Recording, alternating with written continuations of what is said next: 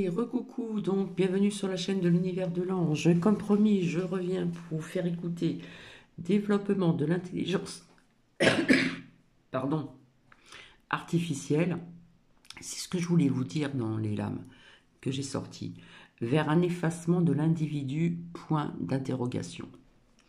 Donc je vous souhaite une bonne écoute, ça ne dure pas très longtemps. Et, euh, et après, je vais voir avec ce que vous voyez devant vous. Je ne sais pas si vous voyez très bien la voix de l'intuition. Donc, je vais essayer de sortir deux messages pour certaines personnes. D'accord? Ça va changer, ça fait très longtemps que je ne m'en suis pas servi. Donc, je vous souhaite une bonne écoute. Enza.com, vous êtes aussi l'ancien directeur général de Cobuzz, le service de streaming musical en haute qualité, et vous êtes désormais à la tête d'Alex. Bonjour et bienvenue dans l'entretien de l'intelligence économique, l'émission consacrée aux coulisses de la mondialisation. IA pour intelligence artificielle, deux lettres qui définissent le nouveau Graal technologique. Deux lettres objet de la guerre technologique entre les États-Unis et la Chine, avec une Europe à la traîne qui promet de réagir. Mais l'IA est plus qu'une technologie. Elle transforme la nature humaine et change notre humanité. C'est la vision de notre invité. Éric Sadin est philosophe, auteur de nombreux ouvrages critiques sur le numérique. Il est aussi l'organisateur d'un contre-sommet de l'IA qui s'est déroulé à Paris pendant le sommet mondial officiel organisé par la France. Bonjour Éric Sadin. Bonjour. Alors pourquoi cette volonté de créer, d'organiser un contre-sommet? Ça vient d'abord de l'organisation du sommet officiel de Paris, qui a réuni une centaine de chefs d'État, qui ont rivalisé d'annonces d'investissement visant à faire de chacun de leurs pays des champions de l'IA, selon la formule consacrée. Et puis on a vu un défilé d'entrepreneurs et d'ingénieurs, nous chantant toujours au futur des merveilleux lendemains à venir. Alors, ce qui est gênant et ce qui devrait tous nous interpeller, c'est que tout cela n'a été envisagé que sous le seul prisme des intérêts économiques, dans le déni de ce que je considère et ce que nous devrions tous considérer comme l'essentiel, à savoir les conséquences sociales, politiques et civilisationnelles. Et c'est pour ça que nous avons voulu monter un contre-sommet, pour nous pencher sur les conséquences sociales, politiques et civilisationnelles. On voit les images derrière vous de ce contre-sommet. Donc concrètement, vous avez invité qui pour dire quoi? Alors, l'idée c'était, je vous l'ai dit, quand on parle de tech, on parle toujours au futur. Ouais. C'est pas engageant. Moi, je vous dis, dans 3 ans, il va faire beau. Plus personne ne viendra me demander si c'était vrai. Là, l'idée ce contre-sommet était placé sous une double philosophie. Le témoignage et la mobilisation. Le témoignage, qu'est-ce que ça veut dire? Ça veut dire que très loin des discours hors sol et abstraits énoncés par tout le monde de la tech, on a invité quantité de personnes issues de diverses corporations à nous raconter les effets concrets vécus au quotidien du fait de l'implantation de systèmes d'IA dans divers secteurs de la société. L'éducation, le travail, la culture, les questions climatiques. Et c'est ce qui nous manque, c'est-à-dire des faits qui témoignent de quelque chose qui reste bien trop souvent à l'abri de nos regards. C'est ce que j'appelle l'envers du décor. Donc là, vous avez pu entendre des comédiens, des journalistes, des documentalistes, des interprètes, absolument, vous dire combien ils souffraient. Alors, c'est les corps qui souffrent, c'est les psychés qui souffrent, ce sont les angoisses qui se sont manifestées. Je vous donne l'exemple, par exemple, des comédiens doubleurs qui ont montré, on a projeté une vidéo de 2 minutes que j'invite les auditeurs, nos téléspectateurs à voir, elle a fait plusieurs millions de vues, qui raconte comment, avec les IA génératives, d'ici 2 ans, ils vont avoir la tête coupée. Et ces personnes n'ont même pas été reçues par le ministère de la Culture. Ouais. On nous a raconté comment, dans le monde du journalisme, bientôt, les secrétaires de rédaction, ça va être des IA génératives. Comment dans le monde du travail, dans le monde de l'administration, c'est une grande machine à broyer. Comment dans le monde de la traduction, vous savez, c'est souvent des indépendants qui ont du mal à tenir les deux bouts et qui racontent comment de plus en plus des éditeurs pour la traduction littéraire demandent à des robots de mouliner des textes. Donc des pertes d'emplois sèches. Des pertes d'emplois sèches et puis l'oubli de quelque quelque chose qui est très important, parce qu'avec les IA génératives, c'est ce que j'appelle le tournant intellectuel et créatif, c'est-à-dire de l'intelligence artificielle. C'est-à-dire que des systèmes, on dévolue à des systèmes la tâche d'assurer des fonctions qui jusque-là mobilisaient nos facultés intellectuelles et créatives. Et ça regarde des métiers qui ne sont pas des métiers de haute pénibilité, le risque qui vient, c'est des métiers qui suscitent du plaisir, qui créent des phénomènes de sociabilité, et c'était ce que nous avons fait au cours de ce contre-sommet. C'était un plaidoyer pour le travail comme force réalisatrice, parce qu'il y a quantité de métiers qui sont une force réalisatrice. Et le drame, c'est qu'ils vont être broyés par les IA génératives. Alors, vous avez vu dans ce sommet officiel, vous l'avez dit, il y a une course à l'IA, une course technologique. Vous avez vu que les Américains, les Chinois étaient plutôt en tête. Est-ce qu'il faut que nous, Européens, et en particulier Français, on y participe? Ou est-ce que vous préconisez au contraire qu'on se retire totalement de la course? Alors, moi je suis très désolé, très triste de constater que la France, notre grande France, continue de perdre son âme. C'est-à-dire, plutôt que d'être dans un très piètre et très pathétique, en réalité, suivisme technologique, c'est-à-dire que fait par exemple la France et Emmanuel Macron, ils ne cessent de surenchérir. 109 milliards. Voilà, alors il y a Stargate, il y a 2 semaines, 500 milliards. 500, ouais. Que pense à faire la France? Surenchérir, ou en tous les cas s'inscrire dans cette même course. Mais écoutez, cette course-là, qui voit une sorte de serpent très très piégeux, très venimeux en réalité. Les Américains investissent, donc les Européens se disent on va surinvestir, les Chinois font de même. Donc c'est une course qui ne cesse de nous mener vers une sorte de course toujours plus folle en avant, qui va nous conduire à ce que j'appelle une humanité toujours plus absente à elle-même. Parce que la question, quand même, je suis philosophe, la question philosophique que nous devrions tous nous poser, et une question morale et politique, mais c'est quel sera notre rôle en 2030, d'ici quelques années? C'est quoi notre rôle sur Terre? Au moment où des systèmes organisent de plus en plus le cours des affaires humaines, et au moment où des systèmes on délègue à des systèmes nos facultés les plus fondamentales, celles d'écrire, de parler en première personne, de produire des images et du son. Mais mon Dieu, qu'est-ce qu'on va faire? Est-ce que c'est un monde et une société qui nous fait rêver? Ce qu'on peut appeler le devenir légume de l'humanité, c'est-à-dire on va tous être devant nos écrans, nos enfants vont même plus apprendre à écrire, ils vont dire mais avec les prompts, avec les IA génératives, est-ce qu'on la voit cette question qui vient? Papa, maman, dans 2-3 ans, pourquoi je vais à l'école moi? Si des systèmes sur une simple... Ce que vous dénoncez, c'est l'absence de vision critique et de regard critique sur l'IA. Sur l'IA, et vous savez, j'ai remarqué qu'en matière de numérique, on se réveille toujours trop tard, toujours avec délai. Vous voyez, par exemple, aujourd'hui, avec les réseaux sociaux, tout le monde dit on a été naïf, même Bill Gates a dit on a été naïf. Oui, mais la responsabilité, c'est pas de se réveiller quand la maison brûle, de crier au feu quand la maison brûle, c'est d'essayer d'être agissant au moment où les phénomènes sont en germination, parce que ça nous permet d'agir avant que ça se consolide et qu'il devienne définitif. Éric Sadin, vous êtes philosophe. C'est pas nouveau que les philosophes critiquent la technique. Ellul, Gors, il y a un certain nombre de philosophes qui l'ont fait. Et pourtant, ça continue, cette technologie avance, avance et avance. Et vous dites au détriment de l'homme. Oui, parce que on est à l'ère de la puissance, de l'extrême puissance de l'industrie du numérique, hein, et qui, par cette puissance, impose les choses. Vous voyez, le sommet officiel de Paris, c'est descendant. Le titre, c'est le sommet pour l'action sur l'intelligence artificielle. C'est-à-dire, on n'a pas notre... Alors, il y a marqué développement de l'intelligence artificielle, l'individu au service de la machine. Mot à dire. Il faut nous mettre en marche pour aller de l'avant. Donc c'est un énorme problème démocratique en société, alors que ça charrie quantité de problèmes qui devraient tous nous regarder, tous nous mobiliser. C'est imposé du haut sans que nous ayons notre mot à dire. Alors la question, c'est comment faire valoir les principes qui sont les nôtres, comment faire valoir l'exercice de nos facultés humaines, comment faire valoir l'exercice de métiers auquel... Est-ce que ça fonctionne, la résistance? Ben, c'est des choses que nous devons mettre en place, la mobilisation. Je vous donne, mon cher Ali, un exemple qui aurait dû tous nous inspirer.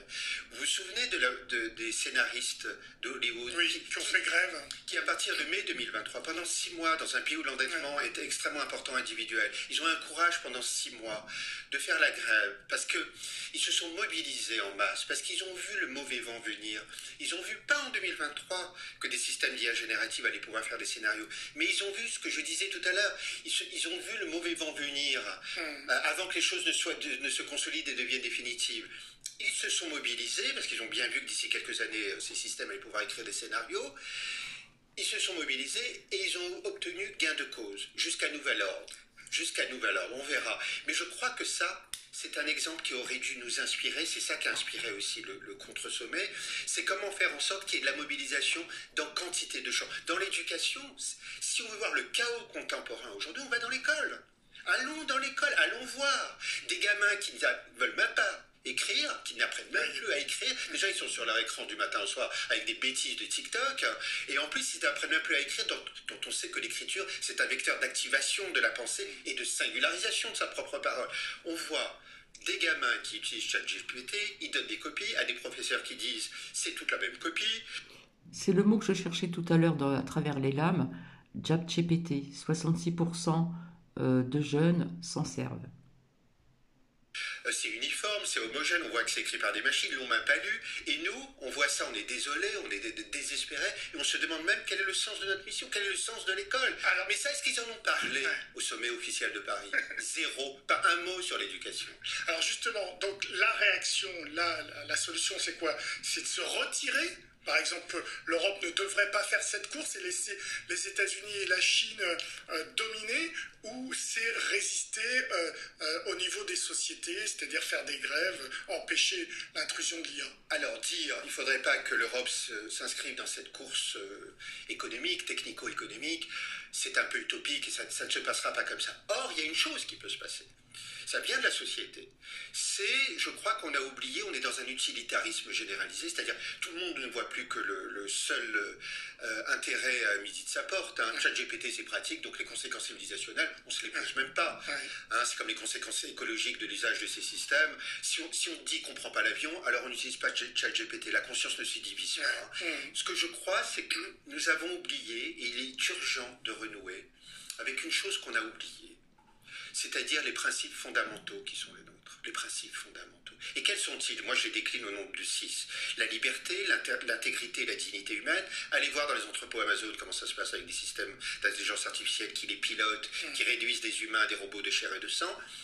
L'exercice de notre inventivité et créativité humaine, c'est capital, ça, qui est en danger, cela, c'est une grande valeur, ça nous constitue. L'impératif de la sociabilité humaine. On a vu pendant le Covid à quel point on a souffert du fait de ne pas être ensemble. Or, toutes ces machines-là, c'est des machines qui vont contribuer à ce que j'appelle notre isolement collectif, toujours plus devant des écrans, plus devant des systèmes qui nous assistent dans tous les champs de la société. Et le troisième, c'est quand même la préservation de la biosphère. Ce sont des machines à brûler la planète dans lesquelles nous sommes en train d'investir actuellement. Merci beaucoup, Éric Sadin, pour vos réponses. Merci à vous. L'entretien de l'intelligence. Donc voilà, je ne sais pas ce que vous en pensez, mais je pense que là, tout est dit. C'est un philosophe qui parle. Et quelque part, je suis tout à fait d'accord avec lui, tout à fait OK avec lui. Voilà. Cathy est franche, je vous dis vraiment, on va vers un effacement de l'individu. C'est marqué point d'interrogation, mais moi j'enlèverai le point d'interrogation.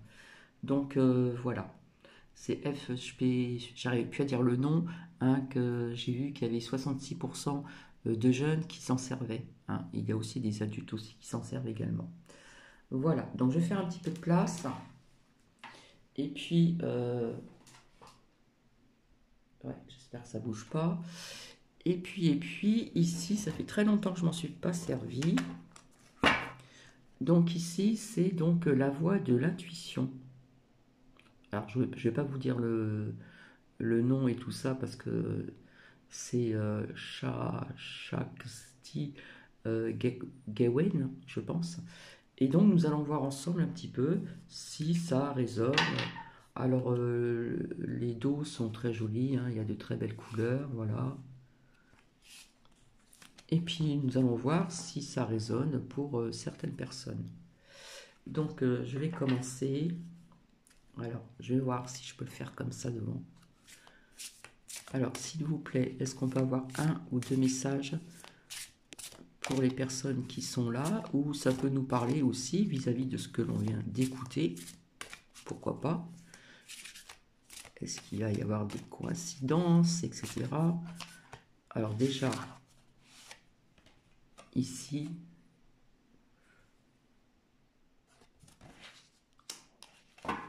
je continue, puisque je n'aime pas les chiffres pairs. Et voilà, c'est des belles roses. Donc, je ne sais pas si celle-ci est dans le bon sens. Donc, nous allons voir ensemble. J'espère que vous m'entendez bien. Donc, je ne l'avais pas écouté entièrement, j'écoutais que le début. Et franchement, quand j'ai découvert ça tout à l'heure, je me suis dit, il faut vraiment que je le partage. Parce que c'est vrai que là, le développement de l'intelligence artificielle IA, eh bien, on va peut-être quelque part vers un effacement de l'individu. Hein.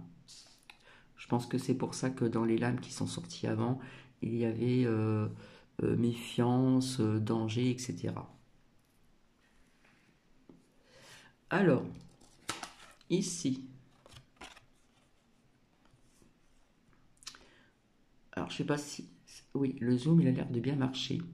Quand je commence à être guidé par mon intuition, je saurai que même quand les choses ne vont pas exactement comme je l'espérais, il y en cela une perfection profonde. Je ne sais pas si ça va résonner chez tout le monde.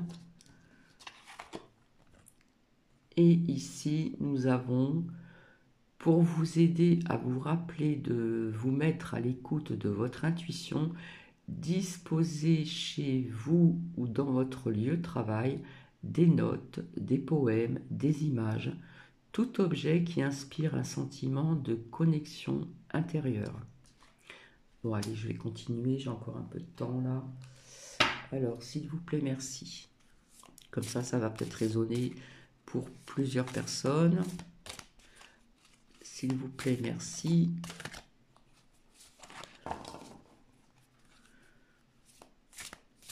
Alors, c'est vraiment pas pratique parce que j'ai pas assez de place.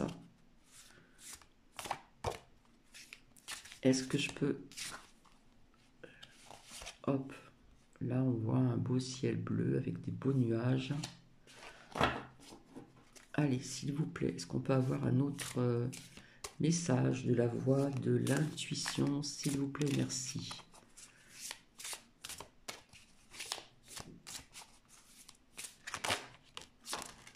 Et en voici un autre.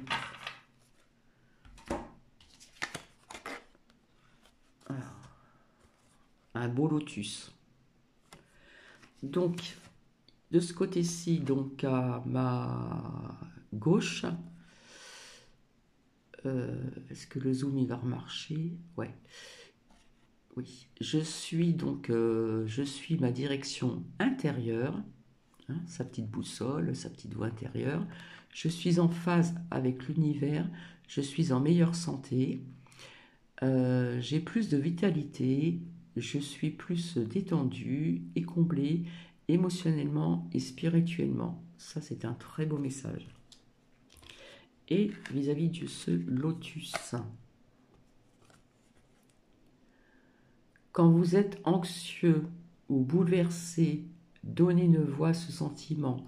Soyez en sympathie, prêtez votre appui et demandez au sentiment de vous dire ce qui se passe et comment vous pouvez prendre le mieux soin de vous. D'accord? Et quel côté on dirait qu'il y a quand même un lien avec ça. Moi je dirais que ça c'est la réponse vis-à-vis de ce message-là. Hein, quand vous êtes anxieux ou bouleversé, donnez une voix à ce sentiment. Nanana, et là, ça vous répond, je suis ma direction intérieure, je suis en phase avec l'univers, je suis en meilleure santé. Hein, puisque là on parle donc d'anxiété, être bouleversé, etc. vis-à-vis des émotions, des sentiments. Je suis en phase avec l'univers, je suis en meilleure santé, j'ai plus de vitalité, hein, plus de punch, je suis plus détendu, voilà, on est moins anxieuse, moins anxieux, et surtout comblé, émotionnellement et spirituellement. Donc, moi je trouve que là ça parle très bien. Hein, ici, pour les personnes, je dirais, anxieuses, bouleversées, etc., etc., Mais ici, vous avez la réponse. Voilà. Sur ce, je vais vous laisser. Et là, je vous souhaite une bonne soirée. Et je ne sais pas quand est-ce que je reviendrai. Mais là, j'avoue que je prends vraiment du temps pour vous. Voilà. Je vous souhaite une agréable santé. Alors, j'ai allumé du Palo Santo, hein, pour un peu purifier cette pièce ici. Et je vous souhaite encore une belle soirée. Prenez bien soin de vous, prenez bien soin de vos proches. Et je vous souhaite une bonne soirée et une douce nuit. Bisous, à bientôt.